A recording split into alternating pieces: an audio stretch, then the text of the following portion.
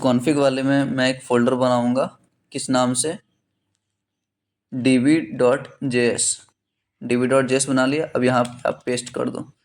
Paste करने से काम हो जाएगा क्या? नहीं, क्योंकि यहाँ पे मैंने MongoDB स्टोर तो करा लिया, लेकिन मुझे ये mongoose वाला लाइब्रेरी अब यहाँ पे किसी काम का नहीं है।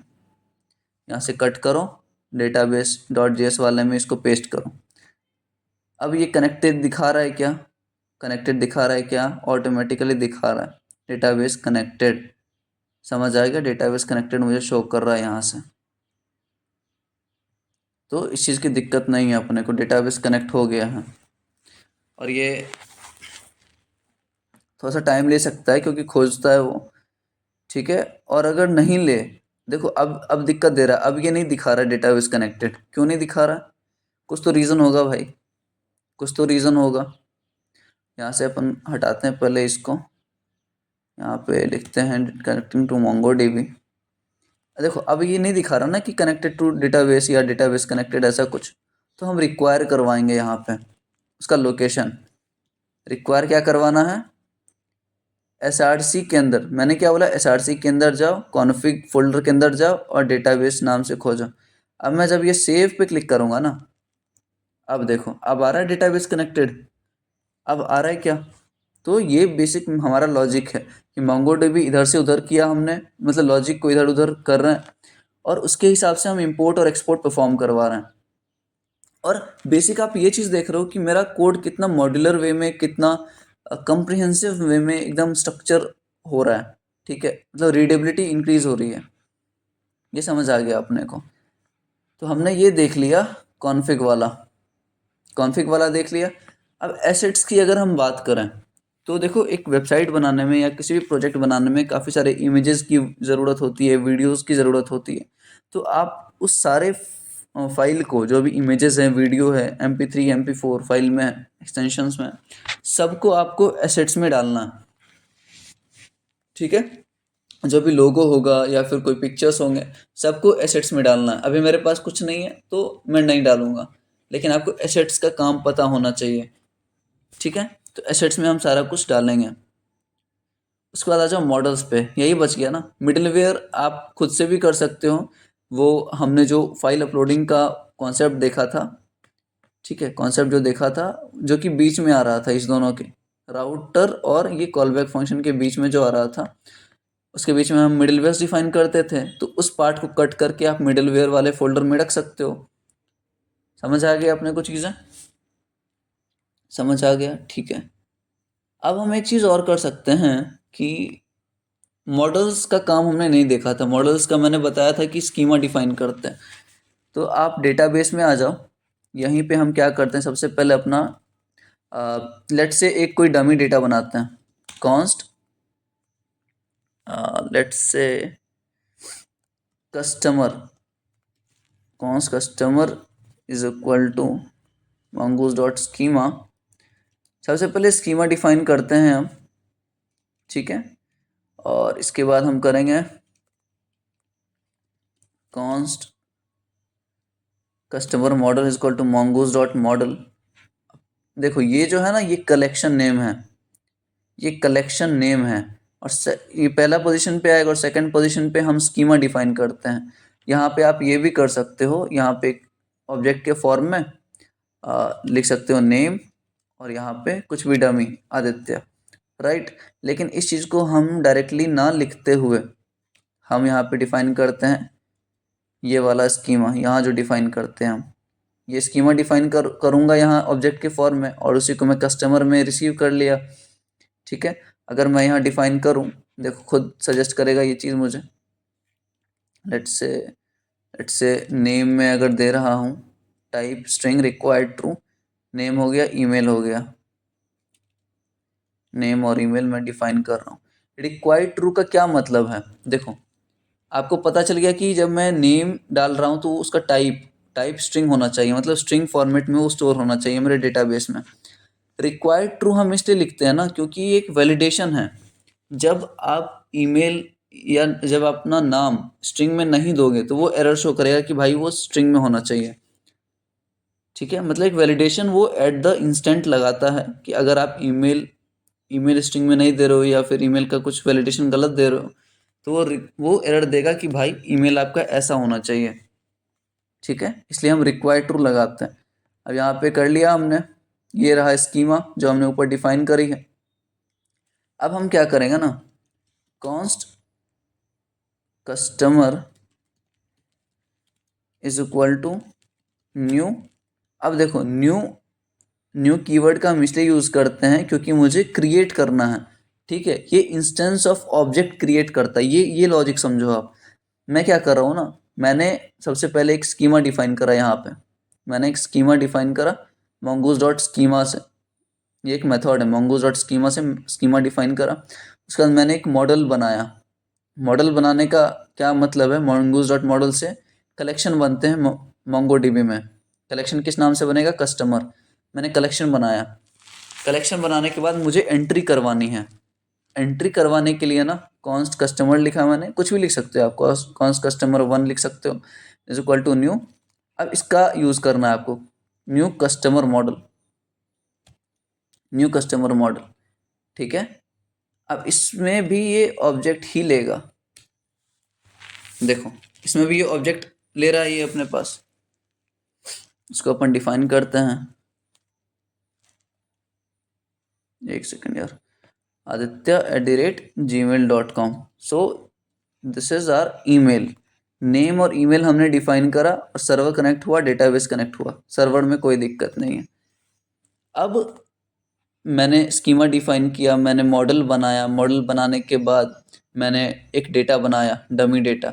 अब उस डेटा को सेव करूँगा मैं। ठीक है, डेटा का क्या नाम है, कस्टमर1 dot save dot then dot catch.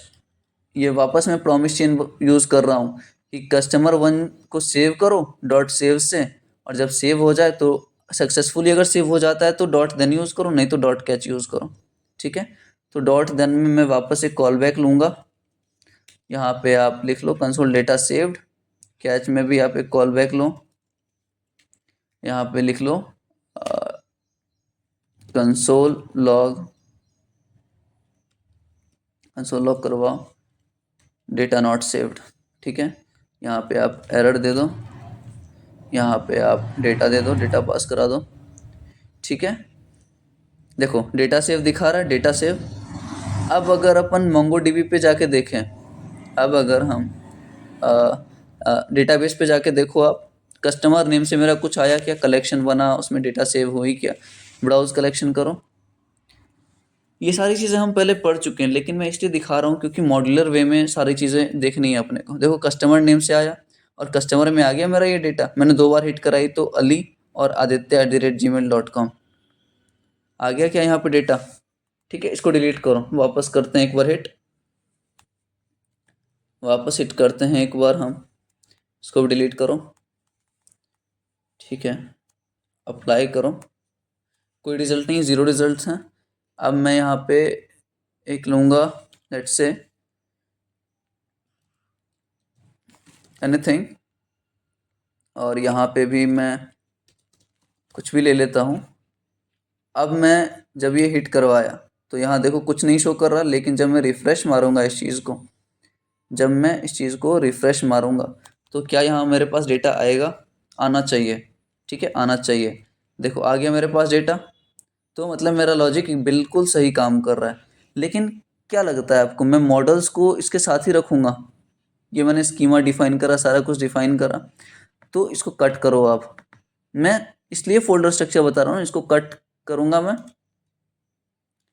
Cut किया मैंने, सेव करो। अब काम कर रहा है, नहीं कर रहा होगा, डेटाबेस कनेक्टेड शो कर रहा है लेकिन डेटा सेव का नहीं बता रहा। अब आ जाओ मॉडल्स में, मॉडल्स में आए, उसके बाद db model.js का बनाओ फोल्डर, पेस्ट करो यहाँ पे सारा कुछ। ठीक है, mongoose करवाओ, const mongoose is equal to require mongoose। ठीक है, और एक्सपोर्ट क्या करना है अपने को, एक्सपोर्ट क्या करना है, कस्टमर मॉडल। ये जो हम यूज़ कर रहे हैं ना, ये नेम जिससे हम बना रहे हैं अपना ये चीज़, क्या बोलते हैं, अपना कलेक्शन, तो कलेक्शन नेम अपने को एक्सपोर्ट, तो कलेक्शन नेम हम एक्सपोर्ट करवाते हैं। यहाँ पे क्या है, कस्टमर 1 नाम से मैं क्या करवा रहा हूँ, अपना डेटा बना रहा हूँ, ठीक है, डेटा ऐसा क्रिएट करवा रहा हूँ, तो उसी को मैं क्या करूँगा, एक्सपोर्ट करूँगा। और ये कौन सा एक्सपोर्ट है, नेम्ड एक्सपोर्ट है वापस से, ठीक है, कोई दिक्कत नहीं। अब यहाँ पे एक्सपोर्ट किया, अब मैं इंपोर्ट कहाँ पे करवाऊँगा, मैं मेन इंडेक्स डॉट जेएस पे करवाऊँगा इसको इंपोर्ट, या फिर डीबी डॉट जेएस पे, सोच के बताओ हमें कहाँ ज़रूरत है इस चीज़, डीबी डॉट जेएस में या फिर इंडेक्स डॉट जेएस में, हमें ज़रूरी है डीबी डॉट जेएस में, ठीक है। तो यहाँ पे मैं क्या करवाऊँगा, यहाँ पे मैं कोशिश करता हूँ रिक्वायर करवाने का, रिक्वायर में क्या करवाऊँगा मैं, डॉट स्लैश, एक मिनट, देखो अपने को क्या चाहिए, अपने को चाहिए मॉडल्स में डीबी मॉडल, ठीक है, ओके, मॉडल्स में जाओ। अभी अपन डीबी डॉट जेएस में है, जो कि कॉन्फ़िग में है, सबसे पहले निकलना पड़ेगा इससे, डॉट डॉट स्लैश, किस में जाना है अपने को, मॉडल्स में जाना है और डीबी मॉडल में जाना है। अब मैंने सेव पे क्लिक किया, देखो डेटाबेस कनेक्टेड है, अब देखो अब डेटा सेव आ रहा है, अब मेरा लॉजिक मतलब काम कर रहा है। इससे पहले का अगर आप कंसोल देखोगे तो सिर्फ डेटाबेस कनेक्टेड दिखा रहा था, ध्यान से देखना, लेकिन अब क्या बता रहा है, डेटा सेव्ड। अब मैं वापस चेक करूँगा अपना, अभी एक ही डेटा है अपने पास मोंगोडीबी में, मैं वापस रिफ़्रेश करूँगा इस चीज़ को, मैंने रिफ़्रेश किया इस चीज़ को वापस से। अब देखो आप, मेरे पास 2 होनी चाहिए, देखो 2 आ गई अपने पास, तो मतलब मेरा लॉजिक परफेक्टली काम कर रहा है, अपने को दिक्कत नहीं होनी चाहिए इस चीज़ की। अब इतना चीज़ हमने लिखा, हमने इतना चीज़ लिखा, और चलो डॉट गिट इग्नोर वाला भी लिख ही देते हैं, डॉट स्लैश नोड मॉड्यूल्स। हम क्या करते हैं, डॉट गिट इग्नोर में वो फाइल इंक्लूड करो, वो फोल्डर इंक्लूड करो जो आपको गिटहब पे नहीं पहुंचाना, जो आप चाहते हो कि मुझे वहाँ पे ज़्यादा हैवी नहीं रखना अपने, जो भी साइज़ रहेगा उसको। तो यहाँ डॉट डॉट नोड मॉड्यूल्स करवाओ, डॉट स्लैश आप पैकेज लॉक करवा सकते हो, पैकेज लॉक डॉट जेसन। तो ये सब चीज़ें हैं जो डॉट गिट इग्नोर में आप कर सकते हो इंक्लूड। तो ये आप देख रहे हो आप कितना मॉड्यूलर वे में मेरा कोड लग रहा है। राउट्स तो बहुत सारे हैं, राउट्स में एडमिन राउट बना लो आप, फिर कॉन्फ़िग में कैसे डेटाबेस कनेक्टेड है, और फिर कैसे कंट्रोलर्स में हम यूज़ कर सकते हैं सारी चीज़ों को, मिडलवेयर्स कैसे यूज़ कर सकते हैं। तो मेरा बेसिक मुद्दा ये था कि आप ये समझो कि फोल्डर स्ट्रक्चर हम कैसे बनाते हैं, आपने समझ लिया, और कौन कौन सी चीज़ें का क्या काम है। कॉन्फ़िग का काम आप समझ रहे होगे, आप डेटाबेस के लिए कंट्रोलर्स का काम पता होगा, लॉजिक कंट्रोलर लॉजिक के लिए होता है, मॉडल्स का काम पता होगा, स्कीमा डिफाइन करने के लिए होता है, मिडिलवेयर्स को डिफाइन कर लिए मिडिलवेयर का फोल्डर है अपने पास, और ये सारा चीज़ कहाँ आएगा, एसआरसी फोल्डर में। समझ आ गया। अब कितना मॉड्यूलर लग रहा है, देखो आप कितना मतलब साफ़ सुथरा लग रहा है ये चीज़ हमारा, ठीक है। तो ये चीज़ें काफ़ी सही है अपने लिए। और चलो नेक्स्ट लेक्चर में हम देखते हैं एपीआई से रिलेटेड कुछ चीज़ें, ठीक है। तो thank you for watching this entire video. Next lecture में मिलते हैं और एपीआई पे काम करते हैं अपने। Bye bye.